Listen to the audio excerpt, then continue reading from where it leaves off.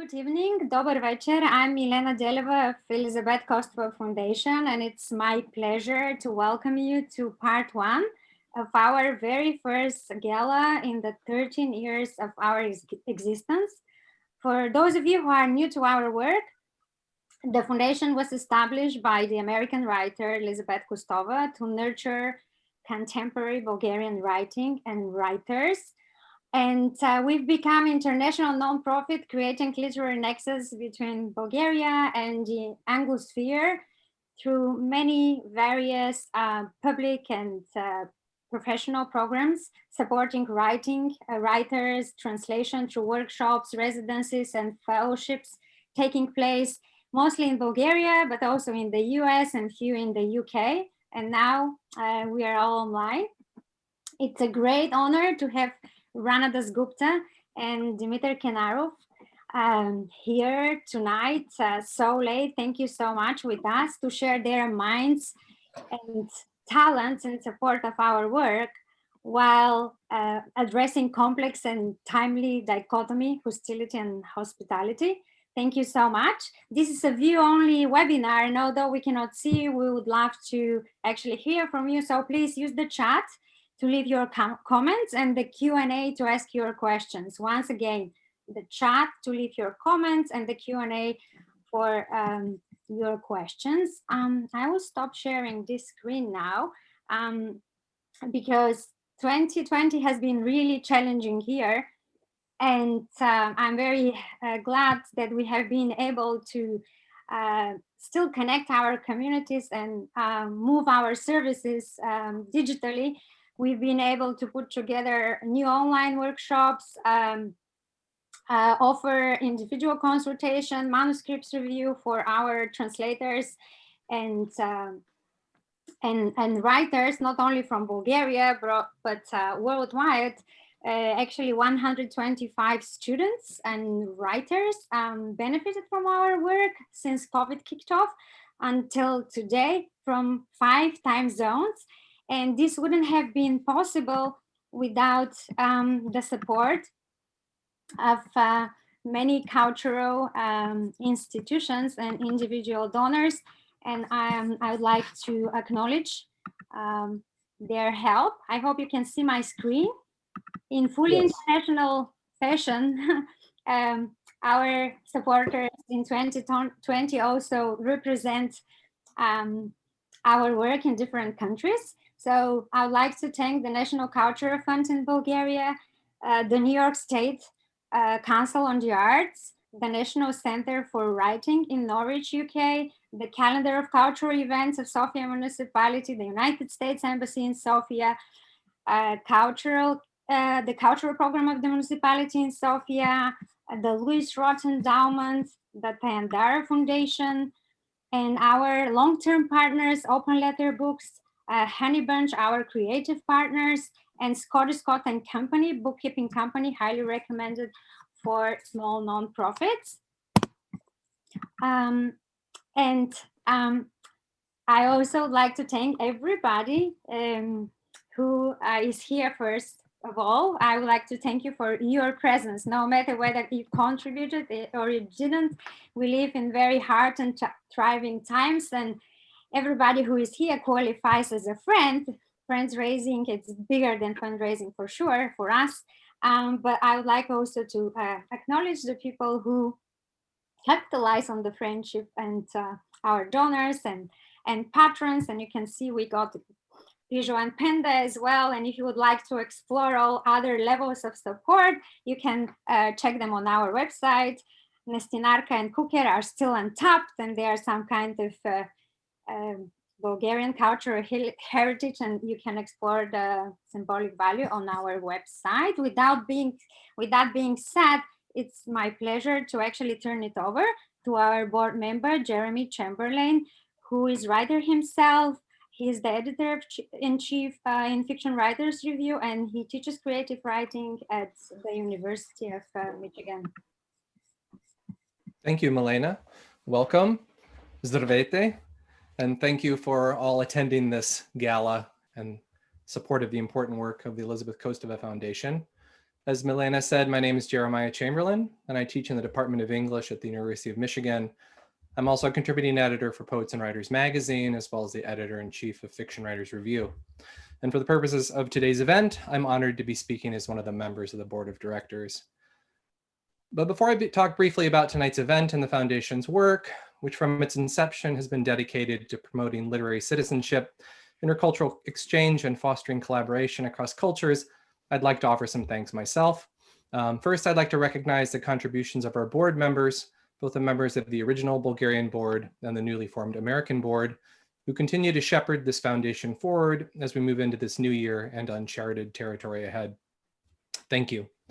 I'd also like to thank Milena Deleva herself, our executive director, who from the beginning has done so much to shape the direction of our work, to say nothing of planning this gala. Thank you.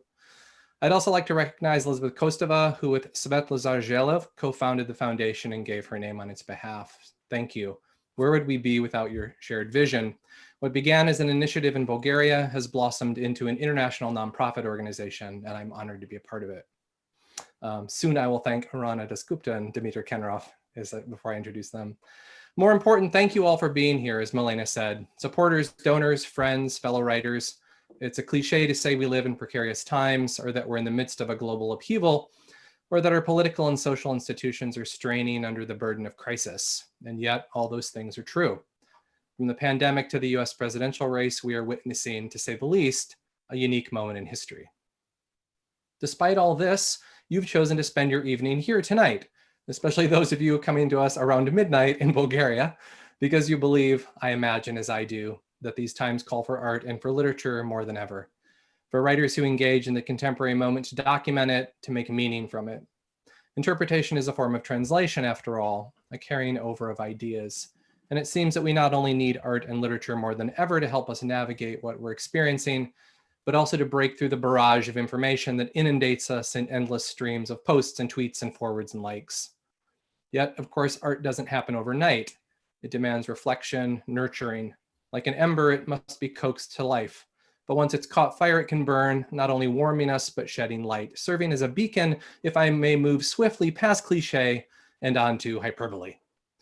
But joking aside, the truth is that this last 13 years, the Elizabeth Kostova Foundation has devoted itself to the necessary and important mission of cultivating international relationships across not just the Atlantic, but across the entire globe. We've had fellows and speakers participate in the seminars, one of our flagship initiatives, who've hailed from the British Isles to Australia, from Scandinavia to South America, West Africa to Southeast Asia, brought together from nearly every corner of the globe by a shared commitment to literature. More important, a shared belief that literature is what connects us.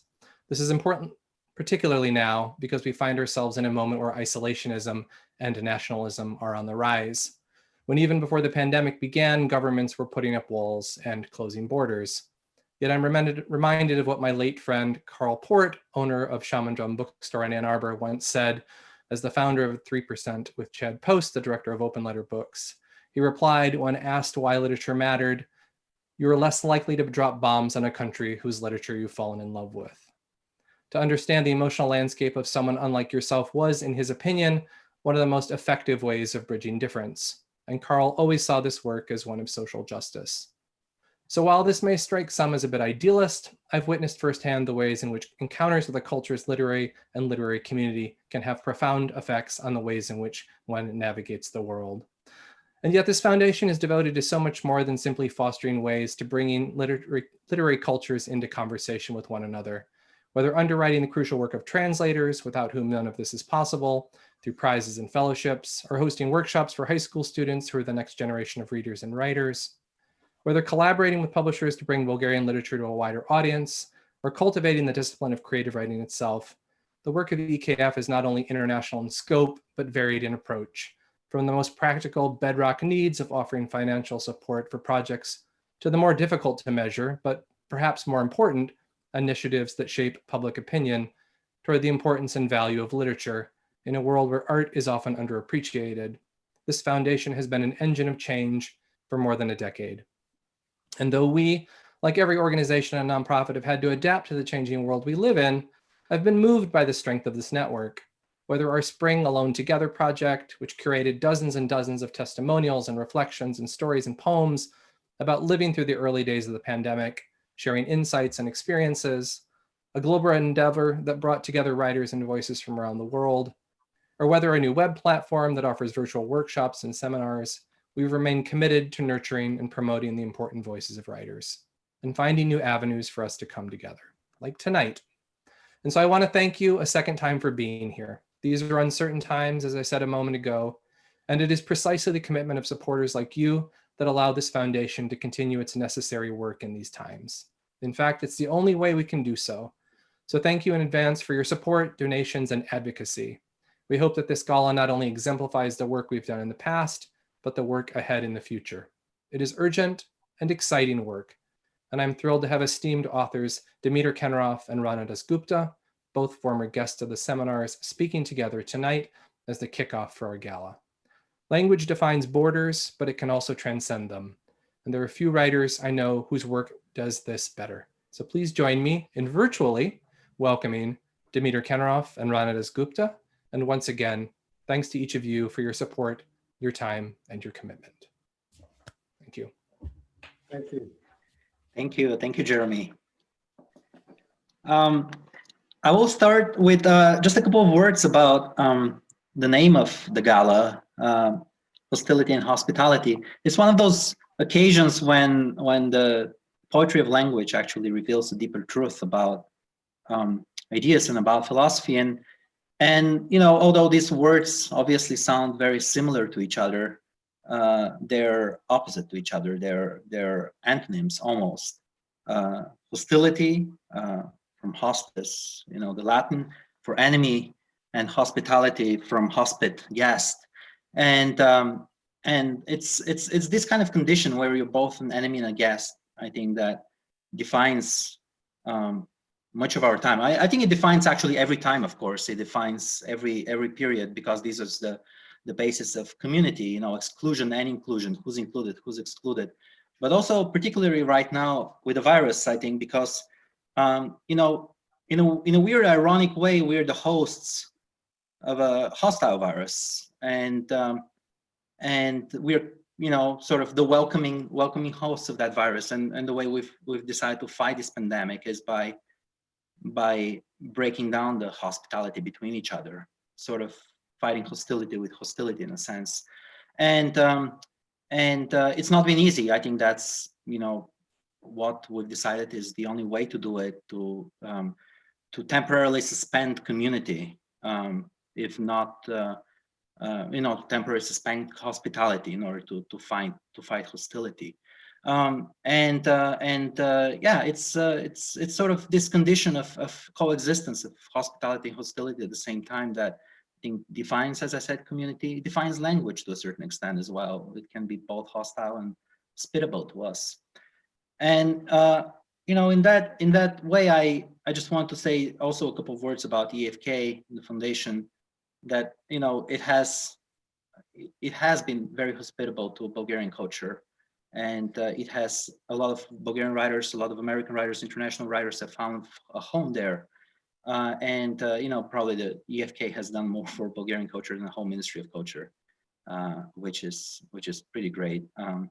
And I've had the honor to participate in the seminars in Sozopol and in Koprivnica, the poetry one. So those have been great times, some of the best times I've had in Bulgaria, and to be able to bring in so many, you know, Bulgaria is generally a pretty homogeneous culture, very, despite the fact that it's opened up after it joined the EU, it has remained sort of on the kind of an outlier on the outskirts of Europe, in a sense, and we don't have a lot of guests oftentimes. So the Elizabeth Costello Foundation is providing that. So thank you, Elizabeth, for that, and thank you, Milena, for creating you know, all of this as well. And yeah, so just a very brief introduction. All of you have read the biographies. If you're on here, you probably, you know Rana or me or both of us. My name is DIMITER KENAROV. I'm a freelance writer, journalist. I do mostly literary nonfiction, although occasionally I do poetry and translation as well, from Bulgarian to English and from English into Bulgarian. Our guest tonight, RANA DASGUPTA, is a British novelist and a nonfiction writer, and he's the author of two works of fiction, and one of nonfiction. And currently, he's working on his second one. And what I find, I'm not going to again to talk about each and every individual work and the number of prizes that RANA's books have won, and I think they've been translated in over 20 languages, including Bulgarian. But what I want to say about his work is he's one of those I think rare writers who has sort of a novelist's eye for detail, for scene, for situations, for human behavior, and at the same time maintains sort of a bird's eye view of things. Has is able to articulate grander visions of the past, of social processes, of political processes. There is this main character in his book Solo, who is Ulrich, who is a 100-year-old man who is blind, and he remembers his past. And I think RANA, to a certain extent, is that man in the sense that he is able to look at the details of this man's life, in this one room, very much like we're in COVID right now, in lockdown, but looking at this, the past 100 years of history from a bird's eye perspective, at the same time maintaining a level of detail that's absolutely amazing, and a level of vividness that is part of the best novelist's art. At the same time, to sort of daydream about the future and about what the future entails. So usually people who write about grand ideas or sort of are bold enough to tackle these kind of ideas, they're oftentimes bad writers, or on a sentence level, or they're sloppy in their structure. But RANA is able to sort of, I think, combine this mastery of a novelist, and of, as I said, the eye for detail, for the smallest things in life, and yet to maintain sort of a grander vision of that, sort of to see a world in a grain of sand, and a heaven in a wildflower, or a hell in a wildflower, as oftentimes he does. Actually, he's got a pretty bleak vision. But anyway, so his latest book, is called, I think the working title is After Nations, and it actually tackles big questions. It's a nonfiction book, and it tackles sort of the future of our political system, which I think is something that we're all very, very much interested in.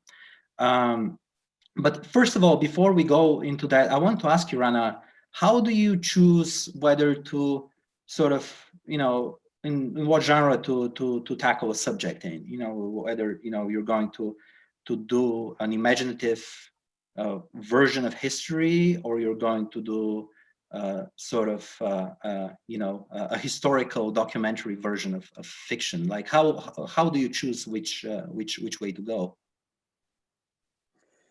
Well, first of all, let me just say some thank yous of my own, especially to the Elizabeth Kostova Foundation, with whom all my interactions have always been very moving. I'm very, I love the work that they do, and here they've brought us together. So thank you very much.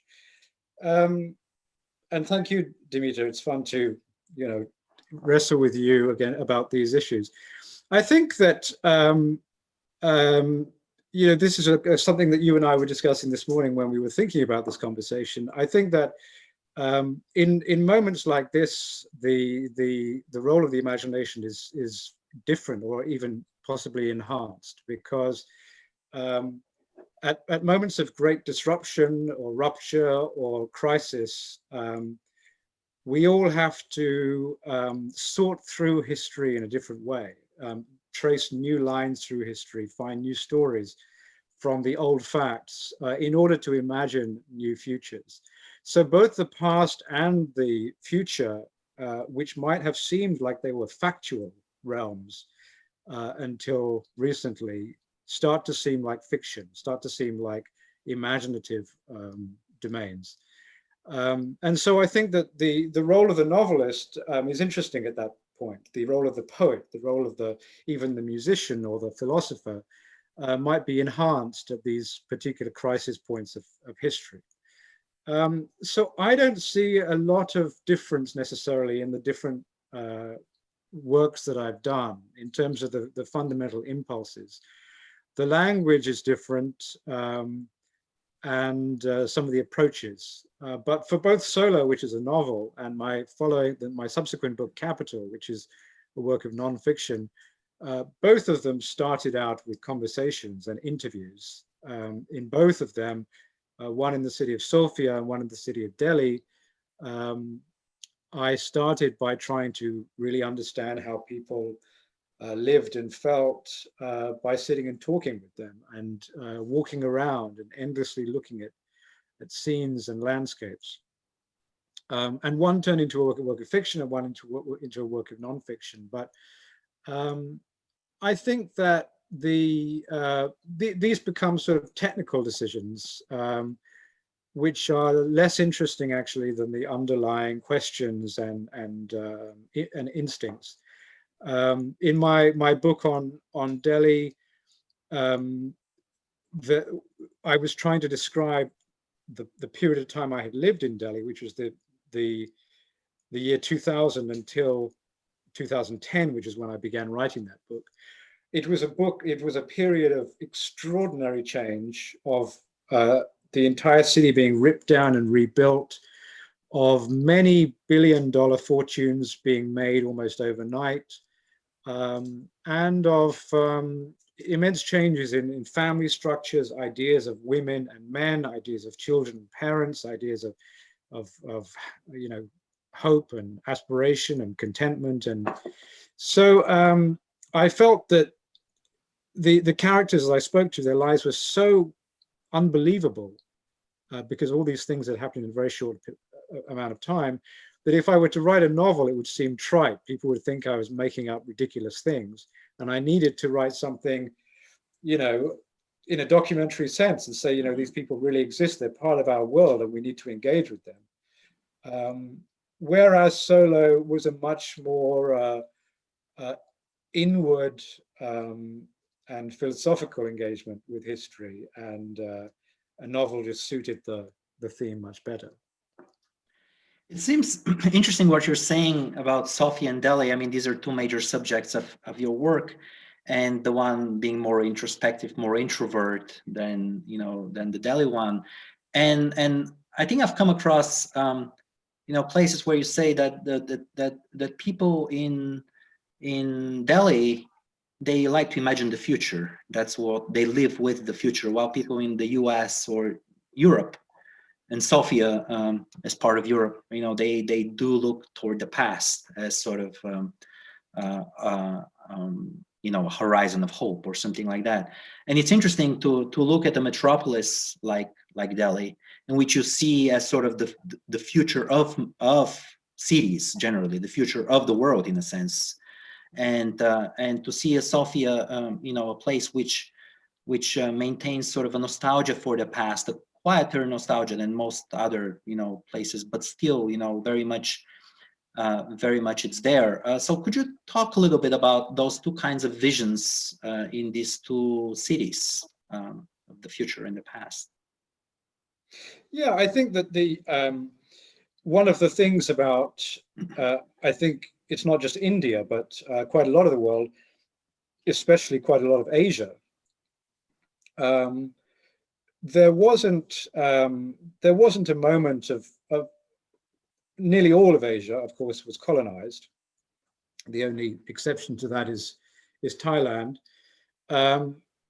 and I'm just trying to think if that's true, but let's forget my generalization right now. And so there wasn't a sort of recent moment in the past where Asian countries looked to as a sort of recent moment of glory, in the way that, let's say, Europe and America look back at the 1950s and the 1960s and think, how can we get back there? And standards of living have risen rapidly across, well, GDP has risen rapidly across Asia, standards of living too, to a large extent. And so I think a lot of Asian aspiration is fixated on the future. They're very young, it's a very young part of the world, and people generally have thought that the rest of this century will be better than last century, and don't waste so much time thinking about last century. Europe and America, and of course, you know, Bulgaria is in between some of these categories, but certainly Western Europe and America are very fixated on the 20th century, which produced some of certainly the height of their power in the world, the height of their domination of the economy. In the case of the United States, the 20th century also produced the beginning of its imperial moment, the Second World War, its sense of moral victory and exceptionalism. So naturally, these countries are very backward looking, and the further they get away from those times, the more they feel anxious and troubled about the present and the future.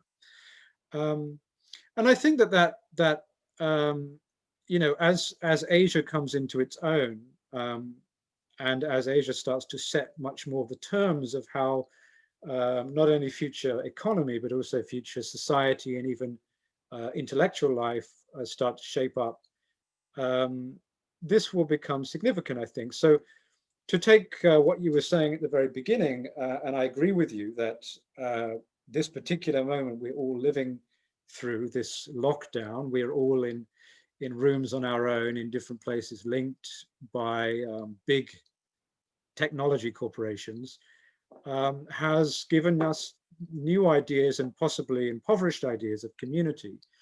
But if you look at a place like India, the idea of a lockdown was unsustainable in India. The current government is a right-wing Hindu government that is not very much appreciated by liberals. But the government thought that a lockdown was an important thing to do early on, cut off international air travel and things like that. But it was impossible to sustain in a poor country. A lockdown is a rich country's luxury. Rich countries can afford to sort of keep their populations not working for a long time, but it was impossible in India to do that. And ultimately, the government had to sort of allow people to seek their daily wage and to go out and work and all those sorts of things, and ultimately allow communities to take care of their own old and allow their young people to go and make sure that the families are fed and everything, because the government is not sort of paying everyone to do. So community comes out of it in a very different way. You might find that community is actually reaffirmed by this experience in different ways, because communities are making their own decisions about how to protect the vulnerable, who should take responsibility for the livelihood, and how to get through this crisis in a way that the government is not doing. So this very Western instinct that when there is a crisis, the state should step in and make all the decisions, and on behalf of everybody else. And in much of Western Europe, you know, remove in a very short amount of time some of the rights of association, movement, etc., that were absolutely fundamental. This was extraordinary, but it's not the only way that crises like this can be approached. They might be addressed at a more community or regional level. And so I think in these kinds of ways, the sort of end of Western hegemony, I mean, it will take some time, but it will, these things will even out, will also result in a larger variety of ways of managing societies and organizing human life.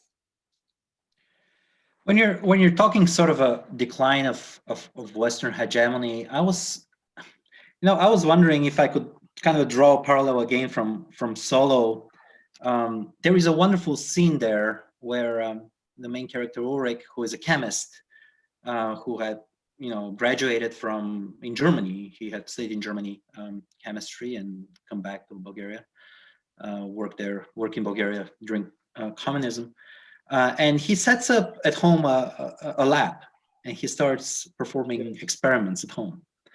And not only that, he actually wants to invent plastic.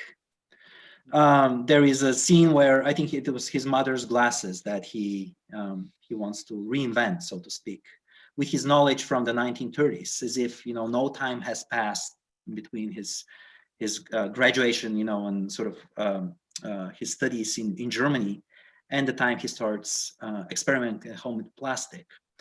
And it seems to me there is when we talk about the resurgence of nationalism in Europe, particularly, but not only, I would say, of course, with Narendra Modi in India, with Trump in the US, other places.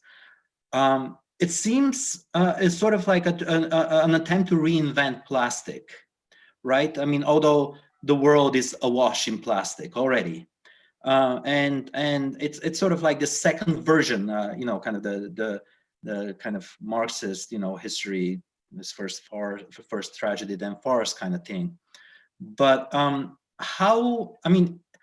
you in your new book, and I saw this in your essay in The Guardian, which I guess is an excerpt from the book, you maintain that although there is this rise in nationalism, it actually signals the reversible end of the nation state of nationalism. Could you talk a little bit more about that and what do you mean by it?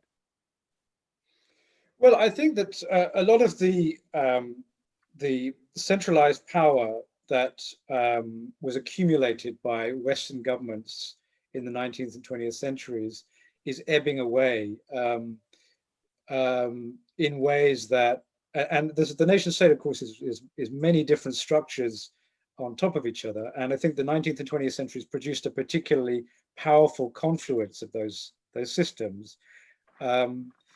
And I think that those systems are starting to disperse in ways that it's very difficult anymore to manage populations in the same kind of way. And there are, of course, aspects of the nation state that are powerful and intact. Nation states, national governments continue to control their borders. They continue to control their domestic populations, law and order, the prison system, and all those sorts of things. But they're losing control over certain things that were very important in their formation, of which finance is one quite important aspect. So their ability to control money flows and to control the wealth of the nation was very significant in the 20th century, to a great extent because of war. The importance of war, as we know from Thomas Piketty, in creating that sense of centralized power was extraordinary. And to a great extent, international finance has re-established forms of mobility of capital and independence of capital from national governments in a way that is causing even very powerful countries to have less and less control over the flows of money in and out of their countries.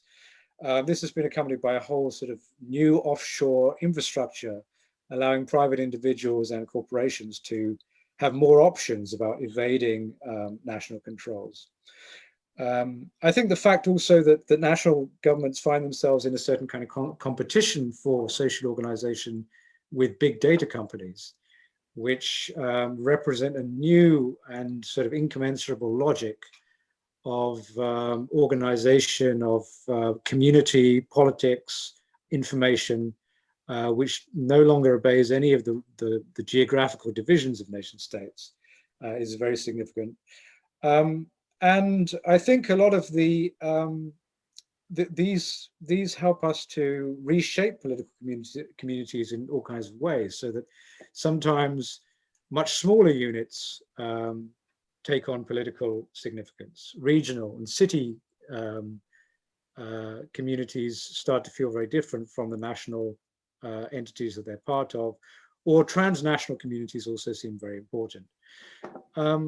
So the book that I'm writing is an attempt to sort of understand the particular moment of the nation that we're in right now within a very long history.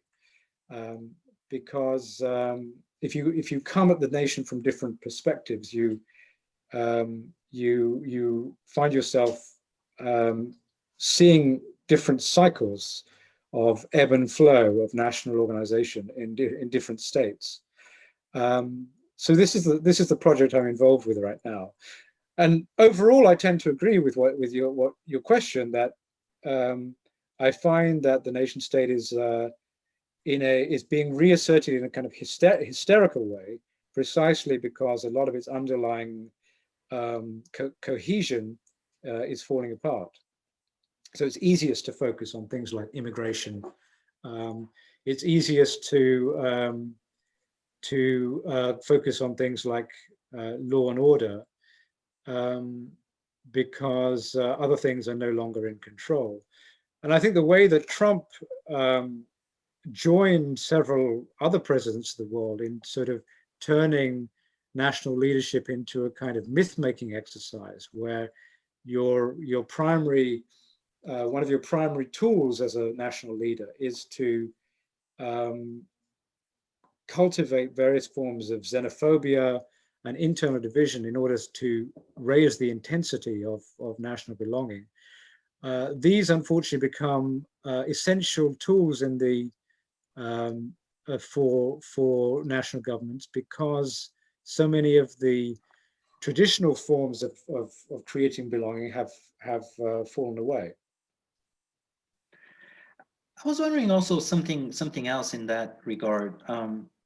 If governments are trying to reassert control of their finances the way they used to have that control during, after World War II, sort of that's how the welfare state was born in a sense.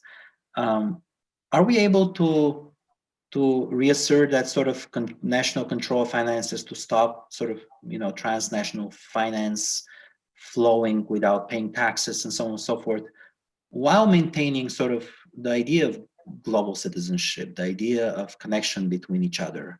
That is, can we decouple the sort of the economic system, and if we have a more protectionist kind of system, from people closing in sort of their their identities and sort of losing that connection to a greater world? Well, you said at the very beginning that I think the word you used was bleak. I do have a bleak vision of the decades to come, and the article you mentioned sort of expresses what I think is going on right now. But one of the things that kept these nation states in harmony was the structure of work, of industrial work. And there was a sort of very tight kind of fit between the structure of democracy in Western Europe and America and the structure of industrial work, and the fact that the inclusion of a very large working class who were also supposed to be consumers and were also supposed to be voters, all these things kind of corresponded with each other. When you have the bottom 50% of these rich Western countries is the sort of fastest declining group in the world right now, and the fastest gaining group is the Asian middle class. So there's a kind of direct transfer of wealth from one part of the world to another, and this is accompanied by this group of people in the West is also falling out of the political matrix, and some of the sort of big political shocks of the last few years, such as Brexit and Trump's election, they are the shocks of people waking up and realizing that the political equation of the late 20th century no longer applies. There seems to be a lot of people who of voting for reasons that seem to be completely against their own interests and against the interests of the country. And I think that, you know, the big sort of political story of the next few years, as the West sees these processes unfold even further, is how they will make convincing political appeals to their working classes, their bottom 50%, in a way that holds these countries together. Is the only way to do that the way that Trump has done it, by myth-making, by xenophobia, all these sorts of things, in which case, you know, we might see these countries turn into, you know, very, they might find themselves extremely badly affected in every sense by internal conflicts. Or is there a way of redesigning institutions and redesigning our whole idea of what political community means in such a way that it's possible to include these people and create new kinds of linkages, like possibly in smaller units than the nation state and possibly in much larger. And that's where I think you know, mere political expertise or political theory cannot help us very much, because we're coming to the end of a very long cycle, which is at least 200 years. And what happens in the next cycle is something that has to be imagined out of nothing. I think it's also not even something that has to be imagined only in the West. It's something that many different parts of the world will need to come together in order to picture what these kinds of organizations would look like. And they might have to be much more sort of steady state political organizations, not based on the idea of constant economic growth. It might be quite clear that Western nations have to deal with several years out of shrinking economies and still have to be politically viable. So all these are very profound problems, and this is the kind of conversation I'm trying to engage in. I would like to actually, you know, bring this again to the literary arena by linking it to what you were just saying about the kinds of things that we try to imagine, the kinds of future we try to imagine for our political systems. But what kind of future do we imagine for literature? I'm curious because there's been, you know, as in other fields of life, there's been a great, you know, sort of technological advances, robotization of various fields, including, you know, medicine, law, and literature as well. Well, we've had, you know, this sort of algorithms writing essays in the New York Times. We've had, I mean, agencies, some of the news agencies are running on algorithmic sort of robots, you know, to write news and to send it out. So in a sense, even writers, even journalists become, you know, sort of kind of useless in this, not useless, but I'm just curious about, do you think art could be created by algorithms? What is your opinion of that? What's the future of it? Well, I wonder what your take is on that question too, but I don't have a complete answer to it. I certainly think that we will be consuming a lot more culture made by computers. I mean, I was listening to a musical composition the other day by a computer, which was an extremely beautiful piece of work. And I think that artificial intelligence, we all know the stories of artificial intelligence. Our own intelligence is not growing very fast, and the intelligence of artificial systems is growing very quickly. So at some point, we will have a lot to learn from computers that is more than just information. When it comes to writing novels, analyzing the world, coming up with political and philosophical ideas, I don't know what the future is, but I think we will certainly be in a hybrid kind of environment quite soon, where we are drawing on human and non-human sources for these kinds of conversations and problems.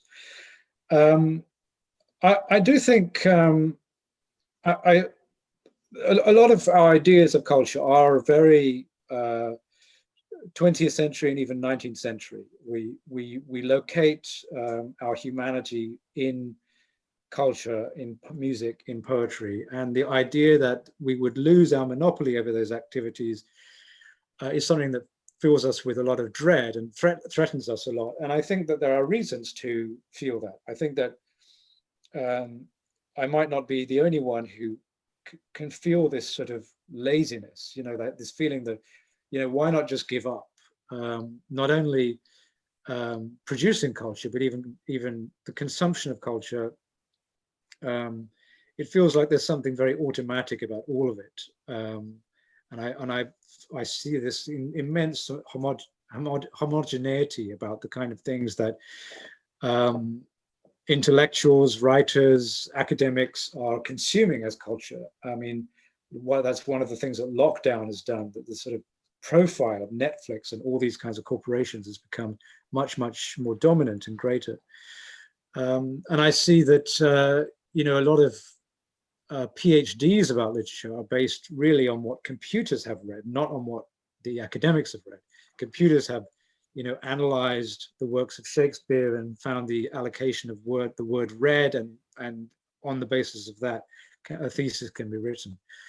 So I think that we have to, part of our intellectual and even spiritual project of the coming years is to understand what is left over when computers take away from us a lot of these activities, and do lots of things that we thought were inalienable as human activities better than we do. And I think in this sense, a lot of the things that we were talking about 5 minutes ago about money and money flows and corporate organization are only one end of the spectrum of the questions that face us. The other end is a far more existential question about what is the purpose of human, individual human life and human society in general, when some of these activities no longer are necessary as human activities. Possibly in the middle of those and linking those, economy and inner life, is the whole realm of work. Work is one of the things that drives many of us, gives meaning to our lives at an individual level, because we have a certain role in an organization, or we have a certain set of skills, and it gives us a sense that we are personally meaningful. But it's also the secret to our participation in a nation state, in a political society, in an economy. And for many of us, our work can be done by machines, either now or in the future. And the fact that machine work is being held over us as a threat, even before it's a reality, is a sort of part of the kind of intimidation of society into accepting a lot of the kind of social and political transformations that are happening right now. And we will find ourselves very diminished and intimidated, I think, by a lot of these things. And again, imagination and creativity are required to find out what is our spiritual, political, and social role as individuals and societies. But, as somebody who writes about very, very human situations and stories and enigmas, I mean, you must also have your views on this. I mean, how do you feel that these things will impact the kind of work you do and the kind of way that you see creativity? I mean, I do.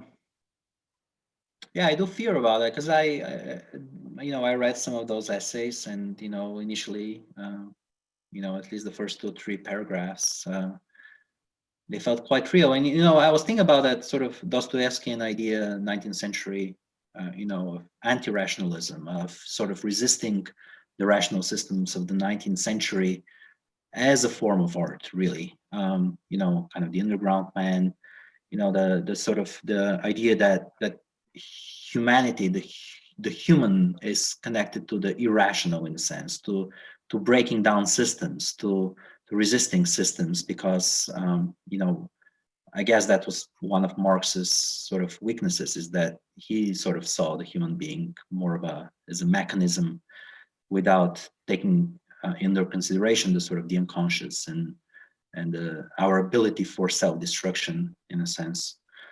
So I do maintain sort of a belief in human work as anti-systemic work, as work that's irrational and cannot be really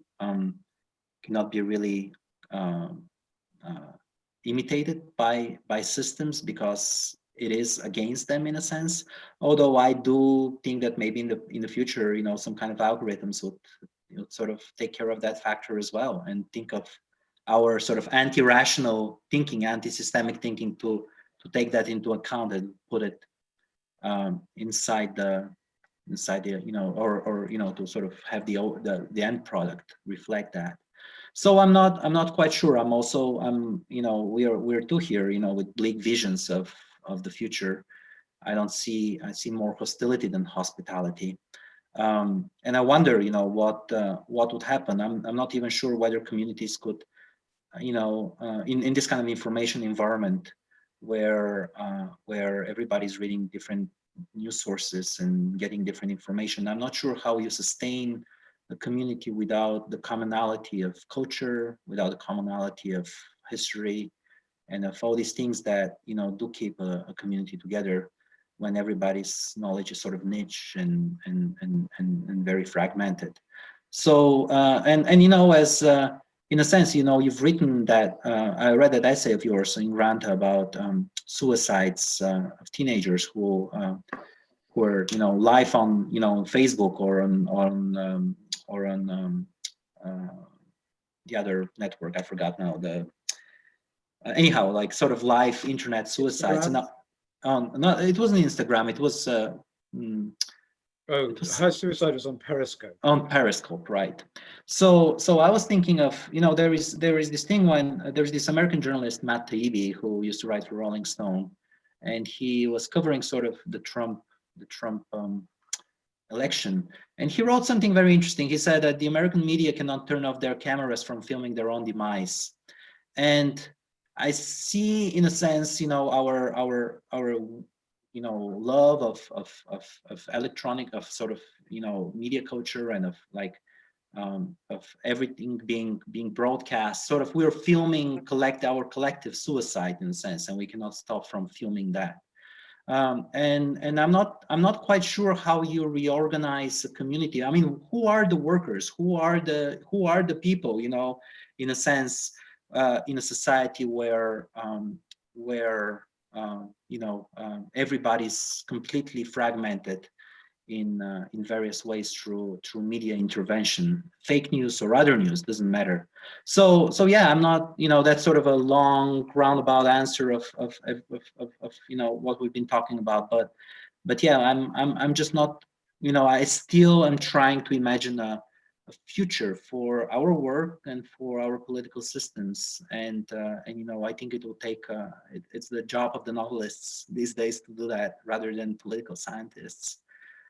As I think that's what you're doing, and yeah, so yeah, I'm with you on this. I'm still trying to figure things out, but I do believe that the role of the imagination is exactly that, to get us out of a place where we can, otherwise we cannot imagine a different future. Milena, I was just wondering how much time we have, because is it time for a Q&A or? Yes, it's actually 1 minute before 6 p.m. here in New York. It's past midnight for you, definitely. So it's very much up to you. But it would be nice if we have 10 minutes for questions from the audience. And I saw some are popping up already. So Can I just ask Rana one final question before we go to the Q&A? go ahead. All right, Rana, there is this quote I like in Salo. It is difficult to sustain our passions through life. I was wondering, I was wondering what sustains your passion as a writer.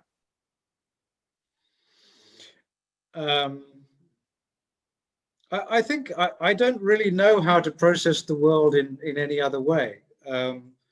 So it's more the opposite way around. It's more that I have a sort of addiction, and I can't really. I have to actually forcibly control it in order to do other things. So I am led on to write and all these sorts of things. I think that the questions of how we all individually negotiate our belonging in the world, you know, politics is very much on my mind right now. But politics is not the only sort of belonging in the world. There's family, there's work, there's all kinds of ways that we can attach ourselves to the planet. I think that is just these things are sort of endlessly interesting, and as you go through life and you get older and everyone else around you gets older, and you see the very strange turns that people's lives take, the choices they make, these questions become more interesting rather than less. And as you get older, you also just learn more information about the eternal story of human beings, and realize that at every turn it's more varied and stranger than you thought, and that you have to rethink and re-express some of the rather simplistic things you said 5 years ago or 15 years ago or whatever. So I find that it's never boring. So I don't really know how to, you know, stop doing what I do. Yeah, I understand absolutely. We have some questions on the screen, I think, from. Yeah, let's look at the questions. DIMITER, since this session allows anonymous questions, we don't need to disclose the authorship. Okay, sure. Do you choose the questions? Do I choose them, or do I read them out? We can jump on any question you feel like answering right away and see if we can answer all or only some of them.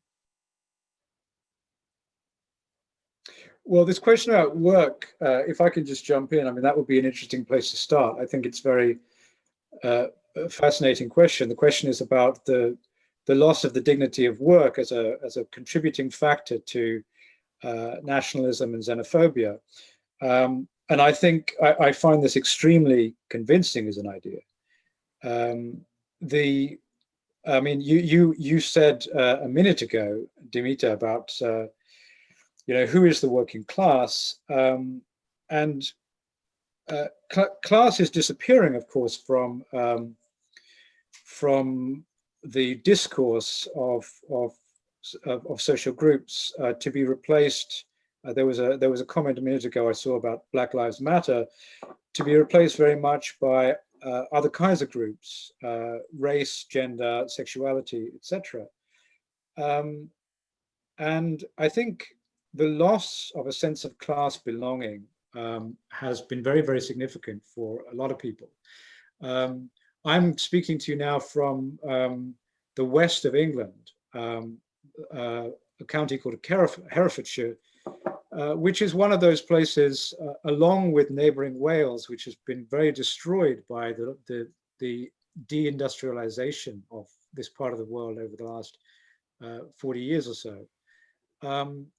And if you talk to a lot of the people here who voted Brexit and voted for this conservative government, you realize that though a lot of London, a lot of the metropolis has moved on from this story of the closure of factories, the closure of mines, the deliberate destruction of working class identities and locations, and their replacement by various kinds of very tenuous attachment to society, whether it's unemployment, whether it's various kinds of contract work, etc. You realize that these communities have not moved on at all. Often the people who are now sort of in the beginning or the middle of their careers, it was their parents who were affected by these traumatic events. And they have watched their parents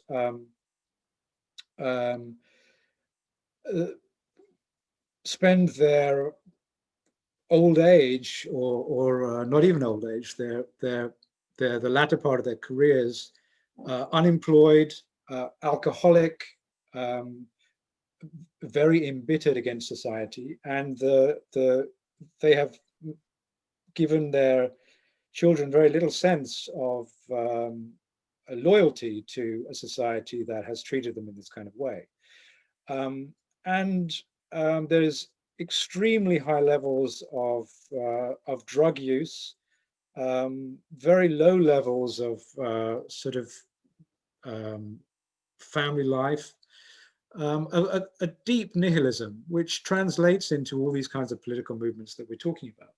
And I think that's one of the things that a lot of the left wing has not really understood about Trump, that the scars of the destruction of the working class, the destruction of industrial work, have never really been addressed by the Democrat Party in the United States. It is the Republicans who have spoken to that sense of grief, that set of scars, and how that kind of historical trauma is recuperated and healed within these national polities is very, very critical for the years to come, because the economic prospects of that group of people are not very bright. And I think that work, I mean, I could talk about this at much greater length, but work, the industrious society, the hardworking society, was, I think, and the full employed society, where working class salaries were generous, and the resolution of World War II was found in hard work and good salaries and the ability to save and buy property and all these sorts of things. That did manage to resolve a lot of the previous sorts of social divisions and social traumas. And many people are still hoping that through work, new forms of participation can be found. But I think that it's unlikely that the system of destruction of work that is currently going on will produce new jobs in the same kind of quantity. This is the sort of dream of people who hope that creative destruction will always replace what it destroys. But I think in this particular instance, this is not going to be the case. So that's, it's another, I end every contribution with the same thought, that immense creativity is required on our part to deal with this.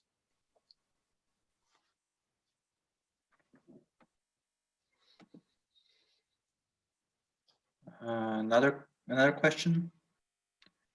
Rana, would you like to? How much work we could work? Some of these questions are essay length, and it's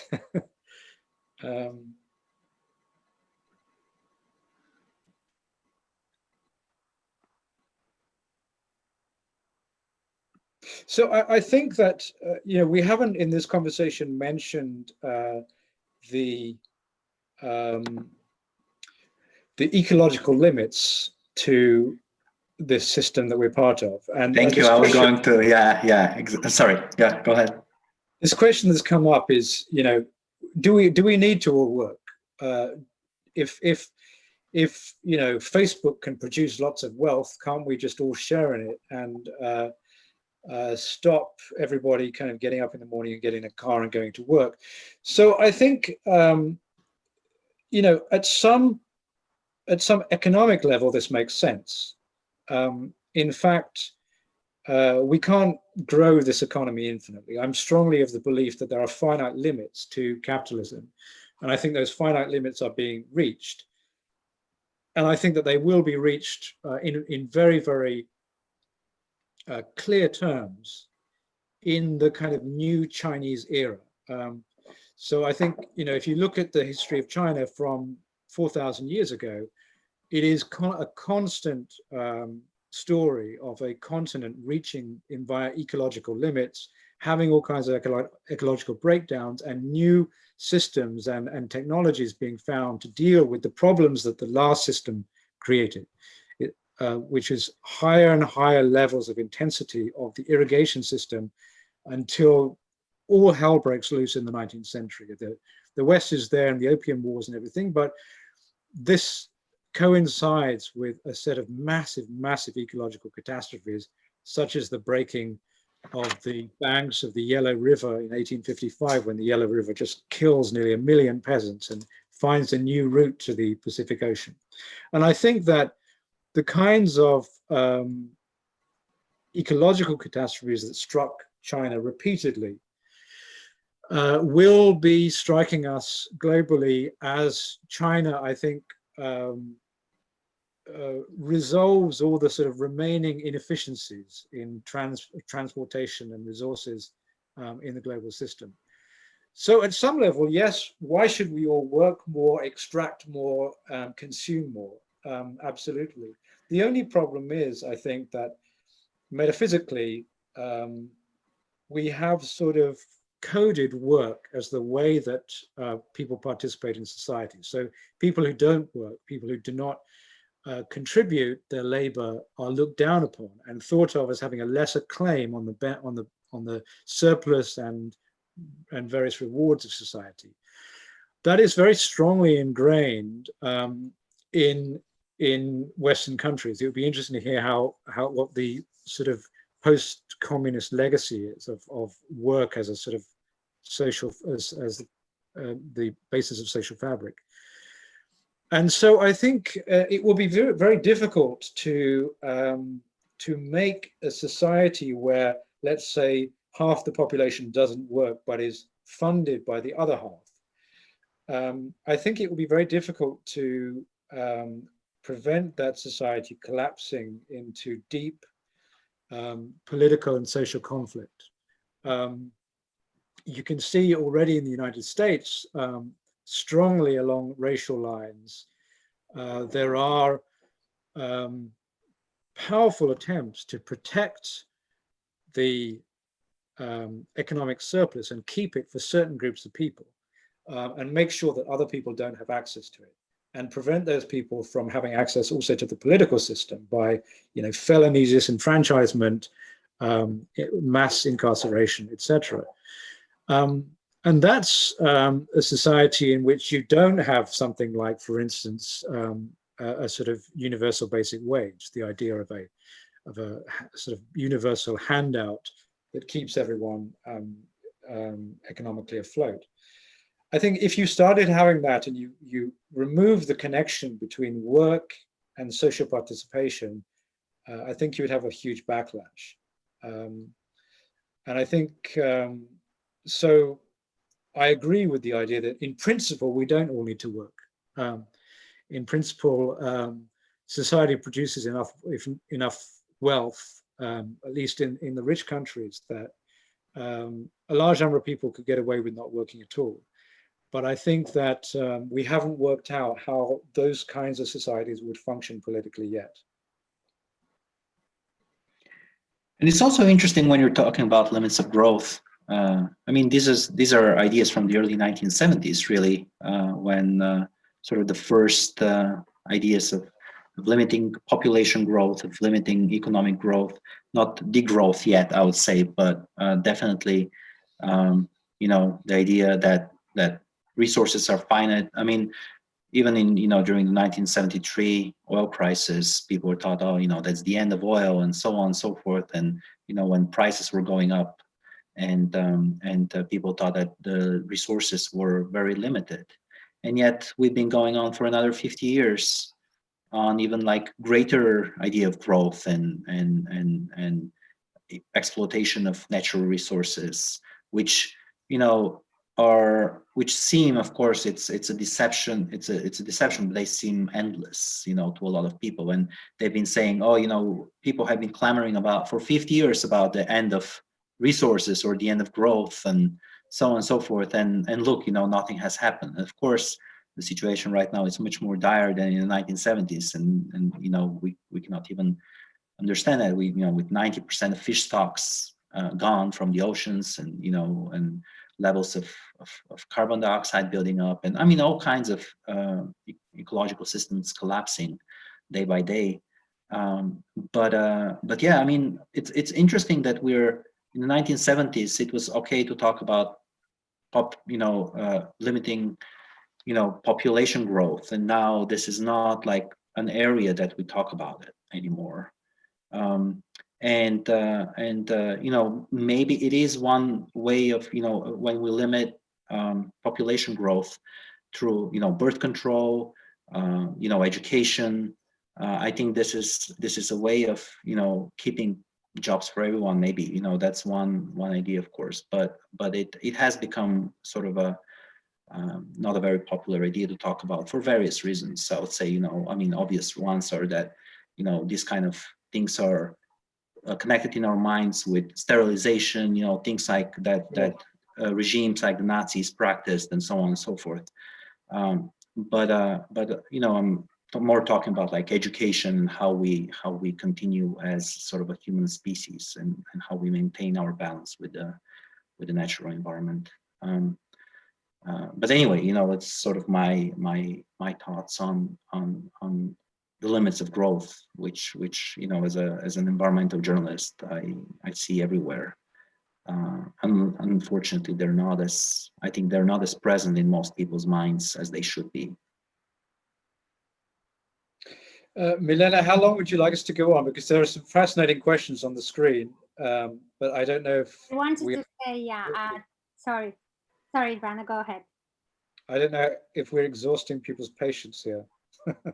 I think you can take one or two more questions, and there are some comments in the chat. I just wanted to clarify that the questions you are answering, since they are a bit lengthy, some of them, once they are answered, they are moved to answered questions, and they become visible for the audience. Just orientation. So, if you would like to take one more question, or there is one for you, Rana.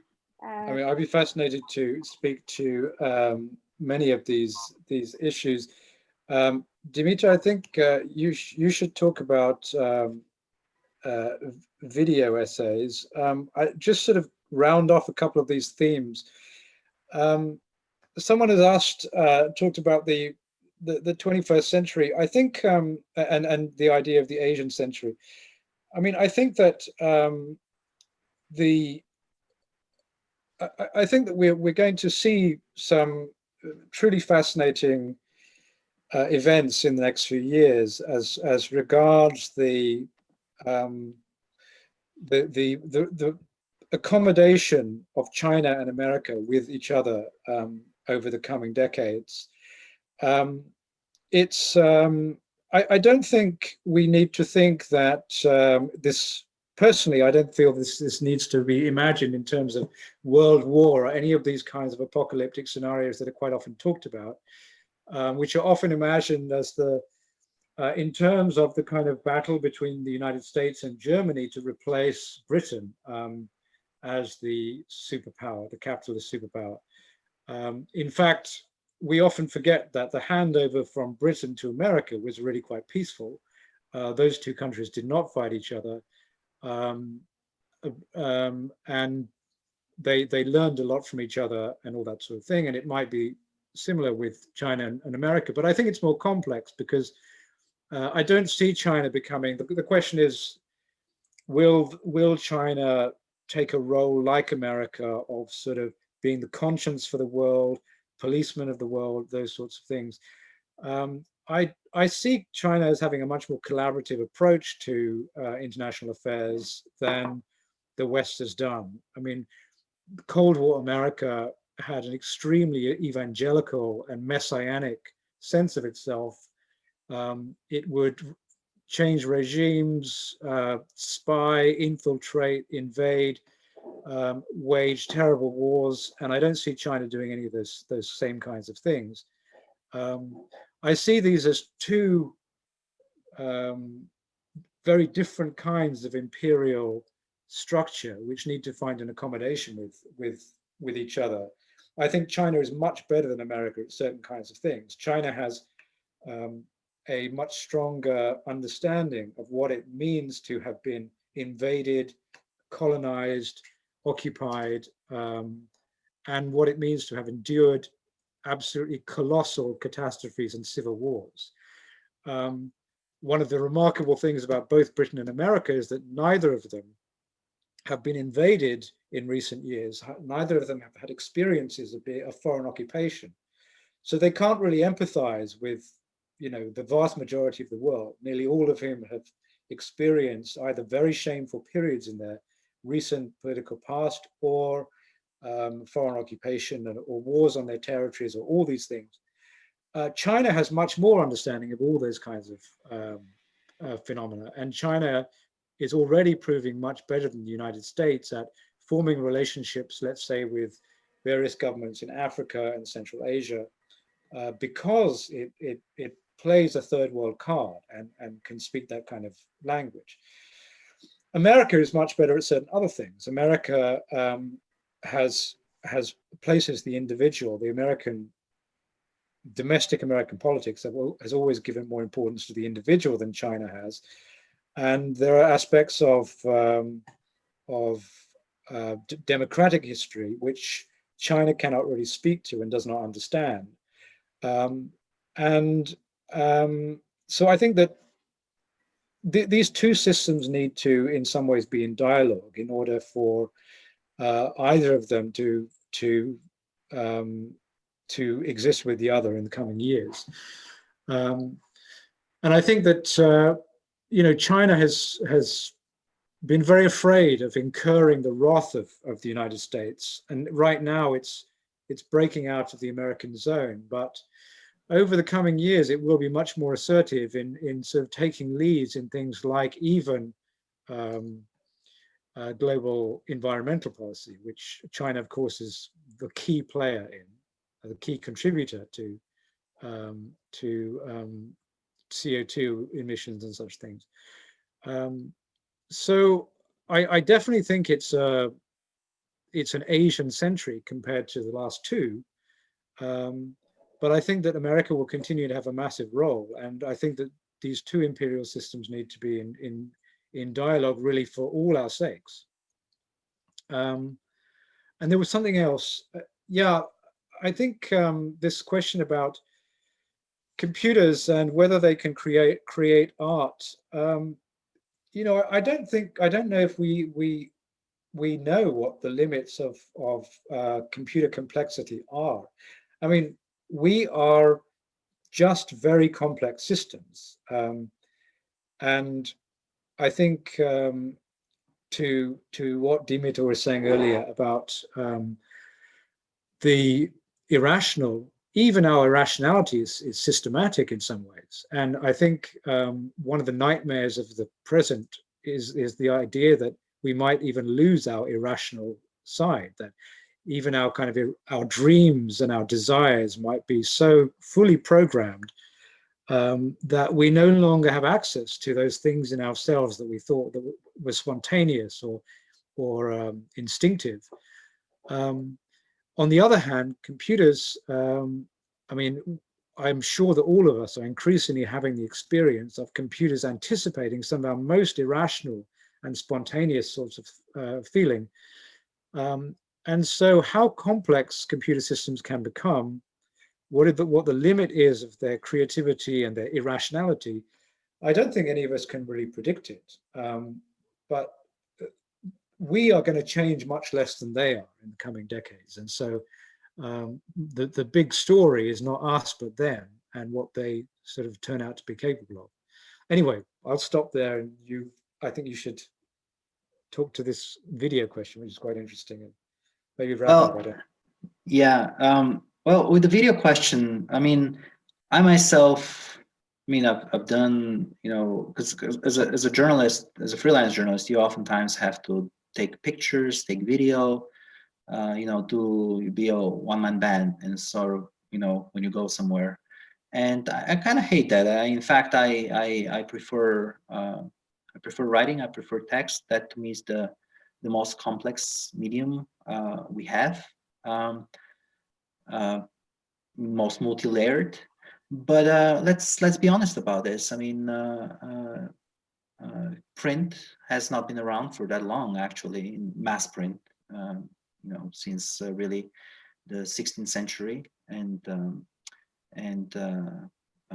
more recently, actually, if we look at levels of literacy, 19th and early 20th century, I mean, there's really, post sort of print and the written word has been sort of part of our pervasive since the 1940s, 50s.